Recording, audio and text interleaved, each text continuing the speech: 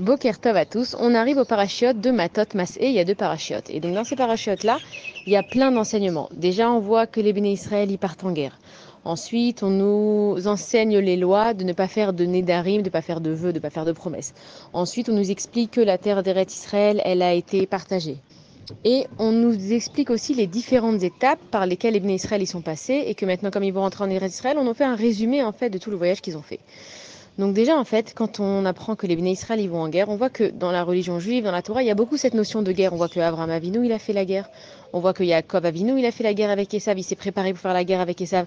On voit que David Améler, c'était un grand guerrier. On voit que Yehoshua Binoun aussi, pour prendre la ville de Jéricho, il est parti en guerre. Et donc, on nous dit que la religion juive, c'est une religion de paix, mais d'un autre côté, on voit qu'il y a beaucoup de guerres. Déjà, c'est pour nous apprendre que Akadosh Baruch Hu, il veut qu'on se batte, même quand quelque chose nous est dû, il faut se battre pour cette chose-là. C'est comme si dans un mariage, par exemple, il y a un homme et une femme, ils vont se prendre pour acquis les uns les autres. Ils vont dire oui, de toute façon, on est mariés, donc on est comme ça. Akadosh Baruch Hu, il est en train de nous apprendre que dans notre vie, chaque chose que tu as envie, il faut que tu te battes pour ça, même si c'est acquis. On a des enfants. Les enfants, ils doivent le respect à leurs parents. Mais c'est pas parce que les enfants, ils doivent du respect à leurs parents que forcément les parents, ils ont le droit d'agir comme ils veulent avec leurs enfants, ils ont le droit d'exiger de le respect. Ça veut dire que tout ce que tu as dans ta vie, que ce soit en tant que parent, que ce soit en tant que mari, que ce soit en tant qu'ami, que ce soit en tant que collègue, peu importe, il faut savoir te battre. Dans la vie, tout est un combat. Et il y a seulement quand tu obtiens quelque chose, pas par la force, mais parce que tu t'es battu pour cette chose-là, alors cette chose, elle te revient. Ensuite, on nous dit qu'il ne faut pas faire des nédarim, il ne faut pas faire des vœux, il ne faut pas faire des promesses pour rien. De là, on apprend que notre parole, elle est très importante. Parce que nous, en fait, peut-être qu'on va faire une promesse, on va dire à quelqu'un qui est par exemple à l'hôpital, on va lui dire, t'inquiète pas, aujourd'hui, je te garantis que je viens te voir, j'ai pris ma journée. Et finalement, dans notre journée, il s'est passé quelque chose, on n'a pas pu aller voir cette personne. Donc en fait, on aurait fait une promesse qui n'a pas été tenue. Et à Kadash Baruch Hu, quand il nous dit qu'il ne faut pas faire de Nedarim, c'est pour nous. Et donc, justement, quand on fait une promesse qu'on n'a pas pu tenir, il faudrait faire Atarat Nedarim, c'est ce qu'on fait d'ailleurs à Kippour. On annule tous nos vœux. Pourquoi? Parce que notre parole, Dieu il est en train de nous dire, vous vous rendez pas compte de l'instrument magnifique, magique, extraordinaire que vous avez à votre portée. On sait que la seule chose qui peut nous sauver, c'est la tfila. Et la tfila, ça se fait à partir de quoi? À partir de la bouche.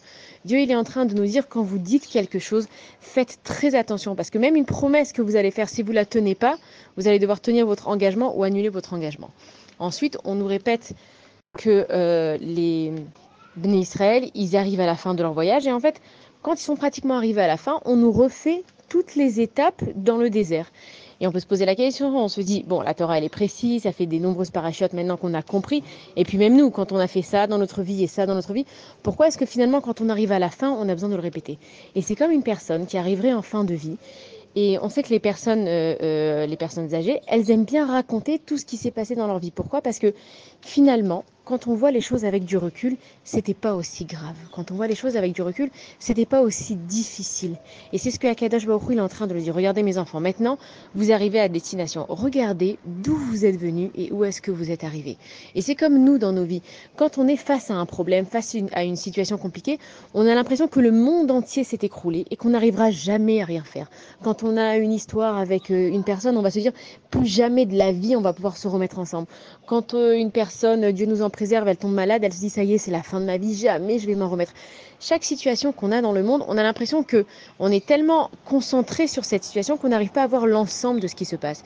Et donc, ce qui fait Akadosh Baruch Hu quand il a écrit la Torah, c'est de nous dire, mais regardez, vous étiez d'abord des esclaves en Égypte. Je vous ai sortis par des miracles pas possibles. Ensuite, je vous ai mis devant la mer. La mer, vous étiez complètement perdu. Il a fallu que Narshon ben Aminadav, il aille et qu'il aille jusqu'au bout, jusqu'à ce qu'il puisse même plus respirer. Et quand il n'a pas pu respirer, à ce moment-là, la mer, elle s'est ouverte. Ensuite, vous avez fait le veau d'or. Ensuite, il y a eu Arsinaï. Ensuite, il y a eu les eaux amères. En fait, Akadosh Baruch Hu, il est en train de nous dire, regardez d'où vous êtes venus, où vous êtes arrivés. Ça veut dire que Dieu, il a un but précis pour chacun de nous dans la vie. Nous, on pense que Stam, on est allé dans cet appartement.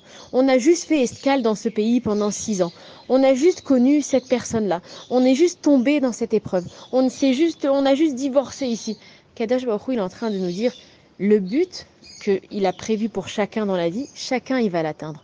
Donc soit tu le fais en sachant que Akadosh Baruch Hu il s'occupe de toi et donc tu es plus tranquille dans ta vie, soit tu vas te battre contre les événements d'Akadosh Baruch Hu et à ce moment-là les choses elles vont être plus difficiles. Et donc là les Béné Israël ils rentrent en guerre, ils vont commencer à conquérir Yerushalayim et le rapport avec l'actualité c'est que nous aussi on va sûrement rentrer en guerre. Alors on ne sait pas quand, on ne sait pas comment. les menaces à droite, les menaces à gauche. Malheureusement, heureusement, nous, le peuple juif, on a l'habitude d'être menacés, mais on a compris une chose. Quand l'Iran nous a attaqué ce fameux Motzei Shabbat le 14 avril, on s'est tous mis ensemble. On a tous levé les yeux vers le ciel, vers Akadosh Baruch Hu, parce qu'on savait qu'en fait, il n'y avait absolument rien d'autre. C'était impossible de s'en sortir autrement, si ce n'est que de prier Akadosh Baruch Hu. Donc Dieu, en fait, il est en train de conduire tous les événements. Il nous a éprouvés depuis des générations, même pas depuis le 7 octobre.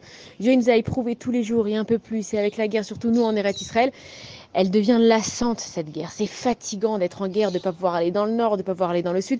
On est fatigué de cette guerre. Mais Akadosh Baruch Hu, ce qu'il est en train de faire, il est en train de nous dire, regardez par où vous êtes passés. Regardez les pogroms, regardez les inquisitions, regardez les expulsions, regardez toutes les guerres que vous avez eues. Et Am Israël Chai, le peuple juif, il est toujours là.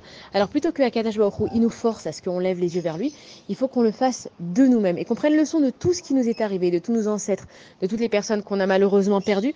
Toutes ces personnes-là, elles ne sont pas parties pour rien. De quoi on aurait l'air si nous, aujourd'hui, on baisse les bras quand il y a une menace? Qu'est-ce qu'on va dire à toutes ces personnes qui sont parties pour nous, pour que nous, on puisse vivre en paix dans notre terre et aussi même à l'extérieur d'Eretz Israël?